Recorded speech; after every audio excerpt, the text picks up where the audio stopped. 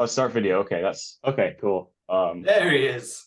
Hey, Awesome. Hey, I'm sorry. I gotta like set up my phone. So okay. I think that's cool, right?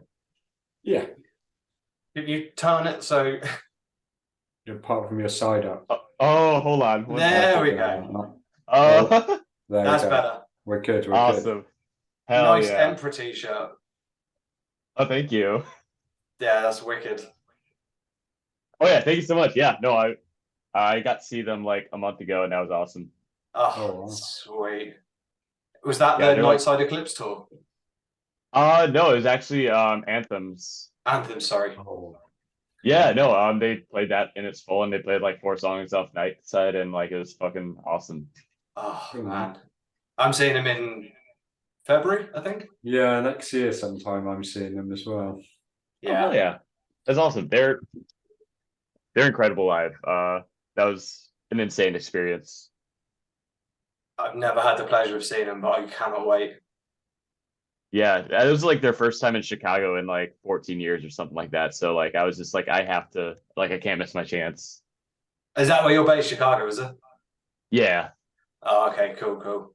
And your surname McHenry, where's that rooted? Irish. Oh, is it? Oh, Yeah. I'm in Scotland and Joey's in Ireland, so we could have been Oh either. nice. Yeah. That's awesome. Anyway, sorry, yeah, I'm Joey. He's Venny. Thanks for your time, James. Of course. Yeah, no, nice to meet y'all. I need to give a quick shout out to Will Collins and from Prosthetic and give him one of them because I promised him a little kiss on camera. He's wicked, Will. He's done so much, like setting up this, so massive appreciation. But Oh anyway, yeah. No, yeah, talk Will's the up. best. He really is. He really is.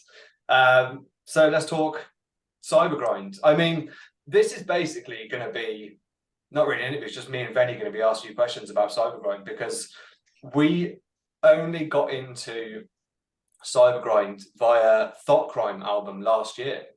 It came through from Will, and we both listened to it, and we were like, "This is amazing." And it was one of those albums where it was like we didn't know, or certainly for me, I didn't know why I liked it so much, but it was just so addictive.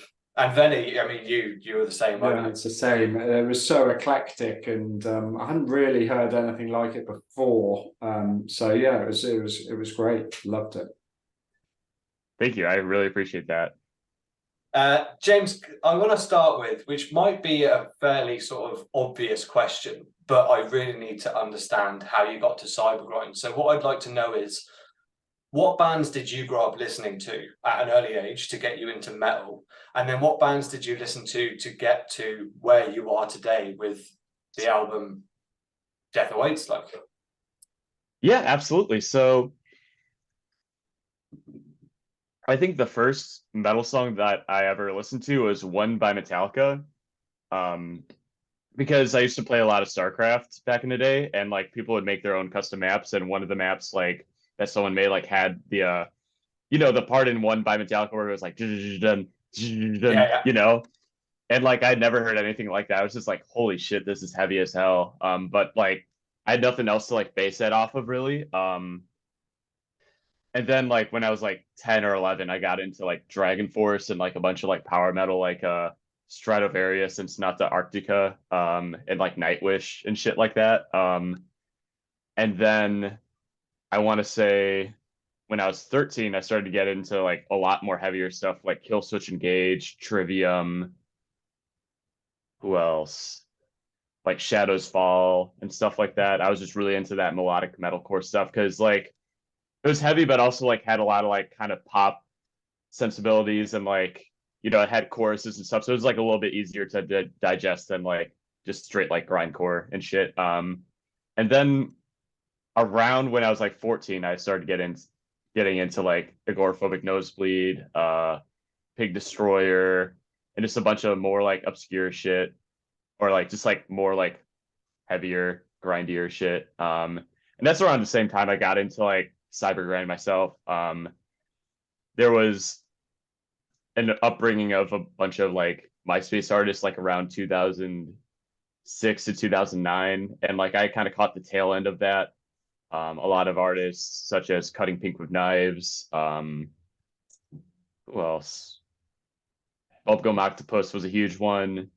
Also like the Berserker, I was really into. And like just a bunch of other bands like that. So I mean that was like kind of my introduction to Cybergrind and Nintendo Core and all that kind of stuff. And I remember like catching the tail end of it. So like I caught like a lot of like the kind of like the classics, but then like there's just nothing else made past that point that was like really clicked with me. Although there was like sort of a smaller community that was being that was happening on Facebook like around 2010 to 2012. And that's around the same time I started Blind Equation in 2012. But yeah, so basically kind of Blind Equation started off the basis of like influence from like power metal to you know, early Cybergrind like the Berserker and Agoraphobic Nosebleed and a lot of the like more MySpacey Nintendo Core shit like Bubblegum Octopus and Cutting Pink with Knives. So I think that built the foundation, and since then I've gotten a lot of influence. Deathways is very influenced by just a lot of pop music and also like SoundCloud rap that I've been listening to lately, and just trying to like channel that into like a context that I feel like that has not been brought to before. So yeah. There's so many things you've said there that are just like Nintendo Core, for example. Venny, Nintendo Core, ever heard of that? I have heard of it, but I wouldn't know any particular artists or much in detail about it. But I think the name fits on the bill. I think this is hello. This is their first TV appearance. Oh, nice. Hi, nice to meet you. Say hello. Say hello. No? Okay. No. Very professional outfit we run here, James. Nice. Yeah, Nintendo Core, I assume, is like that more electronic 8-bit sound that you hear on Cybergrind. Is that right in saying that? Yeah, I mean, it's not actually a real genre, but like Right. but it kind of is too. It just like helps like kind of describe it better. It was started by Horse the band, like when because like they just kind of make sort of like art metal with like chiptune, and someone asked them what their genre was, and they just kind of jokingly said Nintendo Core, and then like a lot of artists that were inspired by them like started to kind of take that a little bit not seriously, but like just like try to actually make like just like metalcore with like more of a chiptune emphasis. Um, Although I feel like a lot of Nintendo Core is really just like metalcore, but with chiptune layered over it. But however, there's other like Nintendo Core artists for I feel like they kind of like have a more heavy emphasis on the chiptune melodies and kind of making like sort of like a video game soundtrack sound like a metalcore song rather than a metalcore song sound like a video game soundtrack, if that makes sense. I don't know. Yeah. And the other band you mentioned there is the Berserker. And when I interviewed Malady from Thought Crime, because I was trying to get my mind to where it sort of fit, and she mentioned the Berserker, and it sort of became very clear then, because Cybergrind is so jarring in a sense, that it made obvious sense that Berserker, but at the same time, I still can't see a clear connection with the Berserker because they're so intense. Oh yeah, and plus the Berserker, I feel like they're a lot more like breakcore gabber like influence, and also just like very like more, and also there's a lot more like death metal sort of influence present in their music as opposed to like a lot of Cybergrind artists now, with the exception of like Ozzy and a couple others. But yeah, because I feel like a lot of the modern Cybergrind artists now are a lot more melodic, myself included, obviously. But I feel like definitely just like the intensity of the Berserker is very influential to myself, at least. But yeah. I find it funny how you said you find yourself melodic. Yet when I listen to the new album, Death Awaits, I can see what you mean with the melodies in the background, but it's still very intense, isn't it? Oh yeah, absolutely. Like just like yeah, just like mixing the fucking like melodic and like kind of like sadness with the music as well, mixed with like the intense like blast beats and just like kind of all over the place and like just 16th and 32nd note like synths just blaring over all over the place. Yeah, it's just kind of like a juxtaposition of sorts, and I just feel like that's the way I like to write. Juxtaposition, exactly. Venny, go on. In terms of, you mentioned that intensity, Death Awaits about 29 minutes, and similarly, the last Thought Crime album that we loved was a similar length. Do you think the listener has some kind of limitation of what they can absorb, and does that naturally mean that the run times are in that ballpark? Oh, absolutely. And also I feel like my ability to write so many notes is only, I can only do so much, but it's funny because like this record is actually me kind of like taking things a little bit longer than prior, because my last album was like 13 songs but 21 minutes, and then the EP before that was literally a 6-minute EP, and then every release prior to that did not go over 10 minutes. So this is And like your proggy double album. That's yeah, this is the prog album of Blind Equation. And yet it's not even 30 minutes. But yeah, no, yeah, because for this album, there's a lot more like repeating choruses and more like traditional song structure-y stuff going on. But still chaotic. I think I kind of like this album's like pretty tame, to me at least, but it's still like all over the place and heavy, and yeah. I still find it so funny how you say it's tame. I mean, like to be honest, we only have one album to compare it to in Thought Crime, Venny. So I'll ask Venny a question. Sorry, James, for me, but do you see that like this being tamer than the Thought Crime album? I do. I mean, I do.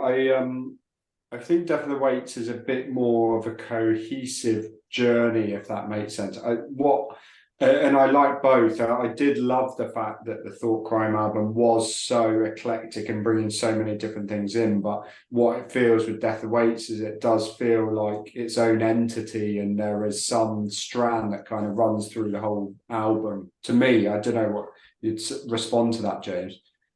Yeah, no, I agree. I try to like make my albums like pretty cohesive, because I think, I don't know, I'm a very album person. Like I listen to full albums all the time, so I definitely put that in mind when I write. And I definitely want like some consistency going through the tracks. Well, like for this album, I definitely like still brought like some sounds that were like unique to each song. And like maybe some synths that might have been only used for like one part of this song, but like not seen anywhere else on the rest of the album. But like yeah, no, I definitely see it as a cohesive journey. And then like I do think about like where the songs are placed and like how they work with each other, and like kind of like having the album sort of be like a journey of sorts. And yeah, like still chaotic, but like a smooth chaos, if that makes sense. I don't know. Yeah, sort of. And you am I right in saying you mixed and mastered the album yourself for CD? Yeah, I mean I mixed, wrote, produced the album, and then like for vinyl, I just had my friend master it, because mastering for vinyl is different and I don't know how to do that. So but yeah. And can I ask, so you're obviously on Prosthetic Records now, which is a label of loads of great artists coming out. Thought Crime, another one of being on there. But when you get signed to Prosthetic, obviously a major label like that, why did you still choose to do it yourself? Are you a perfectionist, or are you just one of these? Because Cybergrind is quite a DIY genre, isn't it? You do hear a lot of people producing themselves and mastering themselves. So why did you not maybe turn to Prosthetic and say, I'd like this person to produce it or master it, whatever reason? I just feel like well, one, I'm like a control freak kind of. Okay, right. That was it. Yeah, I mean, that's why like for this project, like even though like we do perform like live with other members, I still kind of want to just like write everything and kind of like control the vision. I don't know, just because like also I just think about like my past releases and kind of like the back catalog, and like I think a lot about like how each album works with each other, and like sort of like the timeline of the project as well, and how it progresses. Um, and I also kind of see this project as sort of like a way to document my own like personal growth as an artist too. And I feel like the best way to do that is to produce it myself, for the time being, until I feel like there's something that I want to achieve that I can't do myself. But right now I just feel like Blind Equation has a very specific method that I use to like write the music, and also like sort of like a formula, but I alter that formula from release to release. Like there's just so many specific things to Blind Equation to where right now it does not make any sense for me to like have someone else mix it. Also because like on this album, like I have like maybe like 130 different tracks on the project.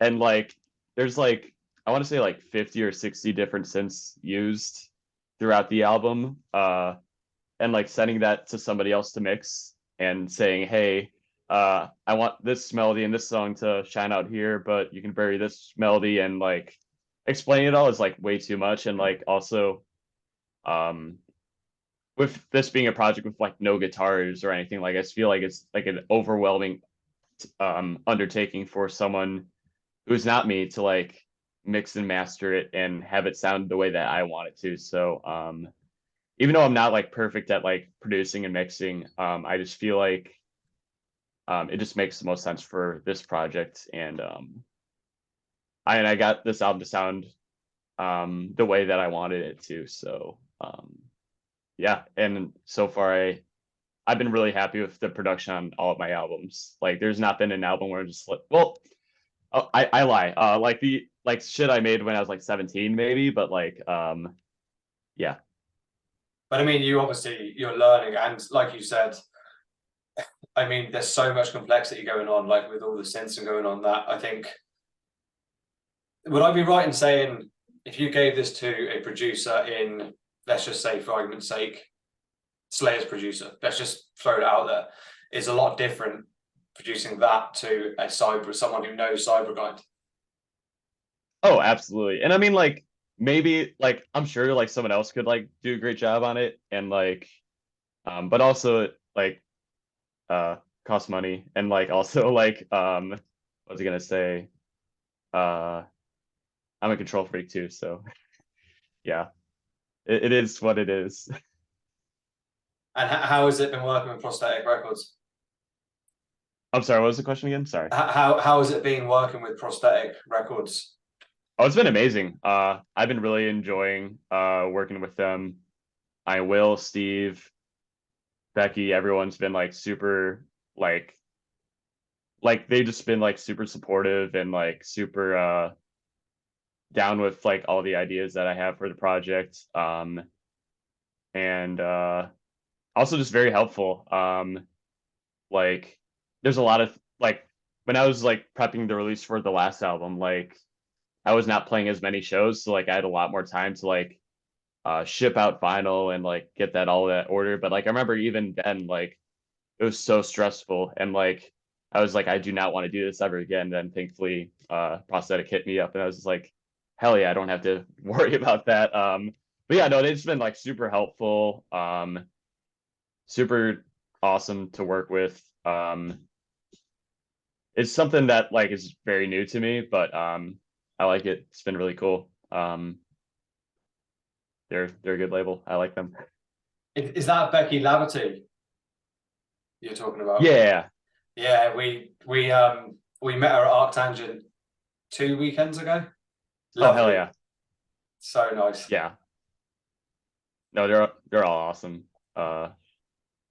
Hell yeah. Can I ask a quick question, James, if I may? So there's a couple of guest slots on the album. Again, with our very limited knowledge of Cybergrind as a genre, we noted from the Thought Crime album, their guest slots on that. It seems like a very tight community. Is that part and parcel of it, that there are within that small community, there are guest slots on each other's albums and that kind of thing? Yeah, I'd say so. Yeah, I mean, like, I feel like a lot of Cybergun artists like to feature and collab with other artists. It's a very collaborative community. Like, we all play shows together, we all hang out with each other. And yeah, it's a really nice, like, sort of tight-knit community right now. And yeah, for my features, Death Trip, he's like been a good friend of mine from New Zealand. We've been like kind of like video chatting, like hanging out like virtually for a while. And also I just like really like his music, and I was able to bring him out on tour with us couple like last month, and that was like a really good time. But yeah, and then Ratchasu, she was like not really familiar with any of the Cybergrind stuff. I was just like a fan of her, and like I reached out to her, and like she was really down with the song, and yeah, I was able to do a feature. Then she actually asked me to like produce a song for her too. So like, and now like I think Nick from the Big Money Cybergrind label is like doing tapes for her as well. So it's like cool, like kind of like bringing her into the community as well. There's a couple of people that I've kind of brought into the community just because I discovered their music, really liked it, and kind of showed it to all my other friends in the Cybergrind community, and it's really cool. Yeah, there's a lot of really cool people making really cool music right now. Yeah, because actually we also interviewed Pupil Slicer at Arctangent, and of course Katie played on, oh, I can't remember the name of the song, but we sort of said, oh, at the end of the interview, how did you find that? She was like, it was great because I just got free reign to do whatever I want.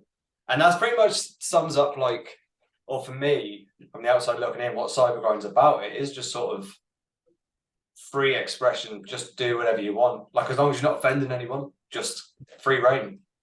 Yeah, oh, absolutely. That's like you best described it. And that's how I kind of view this project as well. And especially this album, because there's so many things that I wanted to do that I've never done before with Blind Equation, like, you know, adding like pop choruses and like 808s and like the fucking like, you know, the dancey like Euro beat stuff. Yeah, and just adding that on like a Cyberground release through like a metal label, like, and yeah, I mean there's just like no rules, like just like kind of just breaking the boundaries of metal, and everything that like people expect from a metal release is kind of like shattering those expectations, and that's been something that I've been trying to do as of late, and I know a lot of other artists are doing at the moment, and it's really cool. I think actually when you said that about the Europop things, I think that's what appeals most to me from this. Like, if Venny and I grew up, you know, listening to Slayer, Pantera, Slipknot, etc., and it's sort of one channel, but to then throw on like Europop and the single Never Getting Better, for me, like that melody on it, even though it's so heavy on the vocals at the start and the drums, like it really, it's really hard to explain without, if you haven't heard it. Yeah, exactly. No, Do thank you you. think, sorry, go on. No, you go on. I wasn't going to say anything. Do you think in the future you would be looking to add like guitars onto any of your albums, or do you think you're a control freak, one, and set in your ways? Ah, yes. Yeah, for me, I just feel like I have gone this far without any guitars, and I feel like the second I add guitars, I like sort of limit the possibilities of Blind Equation, because I feel like one of the largest like sort of like ethos of Blind Equation right now is like just writing shit that's impossible to play but also like writing music that I'm not thinking about like how am I going to play this live, but just writing music because it sounds good. Um, and then figuring out how we play it live with a full band later. And so far, I mean, we've sounded good live. And I feel like we've also been able to recontextualize like the drums or like some of the key melodies to make it work live. And that in itself kind of brings new life to the song because when you hear it live, like maybe the drums might be slowed down in this part, but it's more danceable and like kind of gives it more of a sort of like I want to say like hardcore context, and I think it's really cool. Like people like go up to me like after our sets to say, "Hey, like I didn't realize like this song was this heavy, you know," but it's just because like we kind of slowed down the drums and like also just having like live drums Yeah. in general live just like um is cool. Yeah. So a maybe for guitars in the future. Maybe if I feel like it needs it, but I don't think it would be a thing where like I have guitars the entire album. Yeah. Um, but maybe. I mean, I'm already like kind of like thinking about like drastically changing my sound for the next album, but also I might not do that. I'm still at crossroads here, but we will see. It's so cryptic. I know. I mean, I've only written like 3 songs, so and they've all sound completely different from each other. So it's gonna go in one of those 3 routes, or maybe all 3. I don't know. And just on the new album itself, it's not out to the 15th, which is like what, 2 weeks away? 2 weeks away. 2 weeks, yeah. Do you have any specific songs that you really love that are potentially, emotional attachment to yourself that you can't wait for everyone to hear? Yeah. Let me think. I really like all the singles. Obviously, Killing Me is a really like I really like that song also because like I feel like the Rat Jesu feature like adds so much to that song, and it was just also really cool working with her because like I was just like a huge fan of her last release, and when I was writing that song, the part like that she's featured on, like I was kind of like, oh, this is sort of like a Rat Jesu part. Then I tried like adding my own vocals to it, and then like I just couldn't really like make it work. So I just was just like, I'll just hit up Rat Jesu to do a feature on this, and then she was down, and then it ended up working out like perfectly. Like I was just like Rat Jesu needs to feature on this song, and yeah, it just like yeah, that song like I feel like is just like everything that I wanted the future Blind Equation to be, and yeah, that song Warmth, I really like that song. I think that's my favorite off the album though. And also just like the most like vulnerable song on the album as well lyrically. And also it was like one of the last songs that I wrote, so I feel like I'd already written the other like 8 songs because like I hadn't written the last song yet, and like I knew like what the rest of the album sounded like, so I could like sort of like mix everything that I'd done previous on the album into the one song. So I feel like Warmth is like the culmination of the rest of the album, and I also just think like the slow down part is really cool, and like when I come up with stuff like that, I'm just like, hell yeah, that's like good job, James. You came up with a cool part, you know. And yeah. Was Choke a single? Is it I'm sorry? Choke? Choke. Is it the song Oh Choke? no. That wasn't a single. Oh no, it Oh, was you betrayed the ones you loved, never getting Never Getting better Better. and killing me. Yeah. I think Choke is my favorite song on the album. Really? Yeah. I think it's just before Never Getting Better, isn't it? The one Yeah. before. Yeah. I really like that song. That is very interesting to hear because that's my least favorite song on the Oh, really? I like I mean like I like that song a lot. I think I was kind of spitting on that song. But that's like the song that like um That's very interesting to hear. Like I also like hear a lot of bands say like, oh yeah, this song like was a filler song and ended up Yeah. becoming our like most popular. Um, it's really interesting here. I That's like a song that like if we were to like continue playing live, like we just wouldn't play that song off the album live, but maybe we will. I don't know. Well, That's really that's it. interesting to hear. I'm not Thanks. coming to see. I'm not coming to see Blind Equation live. Then, if that's the way it is. Right. Um, fair enough. No, that's interesting to hear. Hell yeah. Thank you for telling me that. No worries. Benny, I've just got one more question before we wrap up. That's all right with you. Yeah, absolutely. James, I'm really interested. Like I said, we're this cybergrind is fascinating. This genre. Where do you think it'll be in like 5-10 years time? Do you still think it'll be as part of the underground scene, or can you see it blossoming into? I mean, not necessarily headlining festivals, but do you know what I mean? Yeah, it's hard to say because this is like sort of like the third or fourth wave of Cybergrind in a way, because and also I feel like it's the farthest that it's gone so far.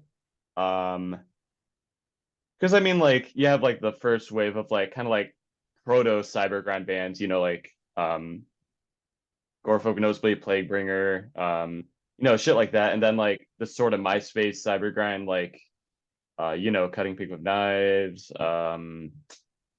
like We Came with Broken Teeth, shit like that.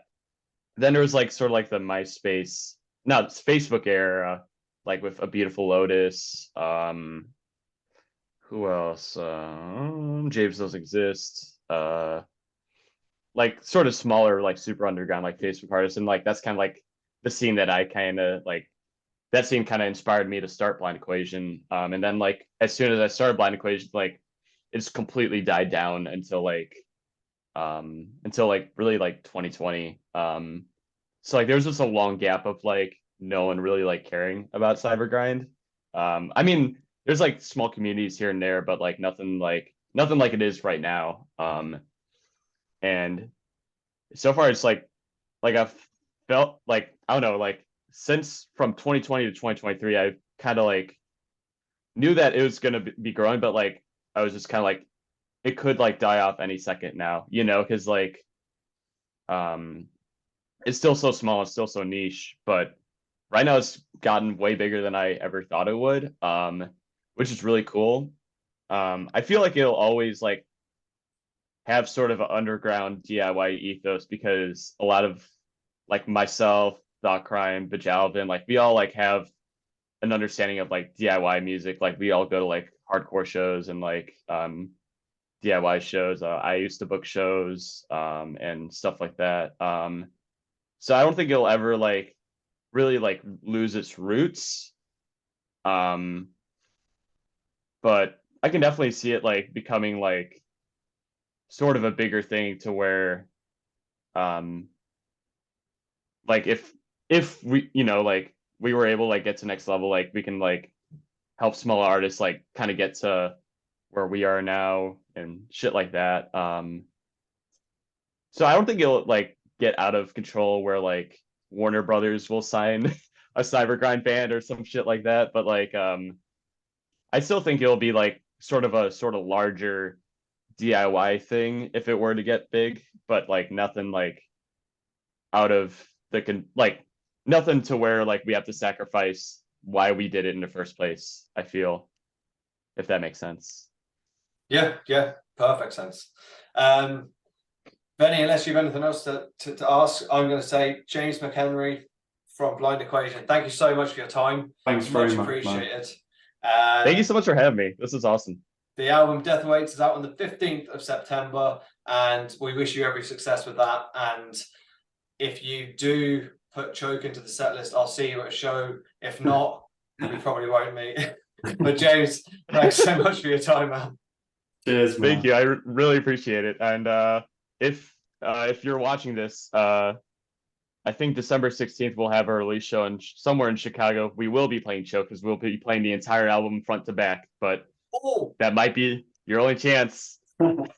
Book those plane tickets. Venny, can I put the plane tickets through the expense account to go to Chicago? Might not quite stretch that far, but yeah. We'll talk about this offline. All right, sounds good. Thanks, James. I think it's All the thank you best, for having man. me. Cheers. Likewise. Take care now. Cheers. Bye. Hell yeah.